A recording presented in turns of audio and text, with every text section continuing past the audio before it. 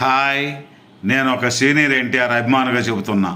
పవన్ కళ్యాణ్ అభిమానులు కూడా ఆ రోజుల్లో జగన్కే ఓటేశారు, కానీ ఆ ఫలితం అనుభవిస్తున్నారు.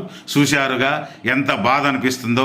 కేవలం డబ్బులు సంపాదించుకోవడం కోసమే రాజకీయాల్లోకి వచ్చిన రాజకీయ నాయకుల్ని చూస్తున్నాం. కానీ ఒక మంచి చేయాలనే ఆలోచనతో మంచి కోసమే రాజకీయాల్లోకి వచ్చిన ఒక రాజకీయ నాయకుడు ఎవరైనా ఉన్నారంటే అది కేవలం పవన్ కళ్యాణ్ మాత్రమే. అయినా ఈ రోజుల్లో మంచిని ఎవరూ నమ్మట్లే.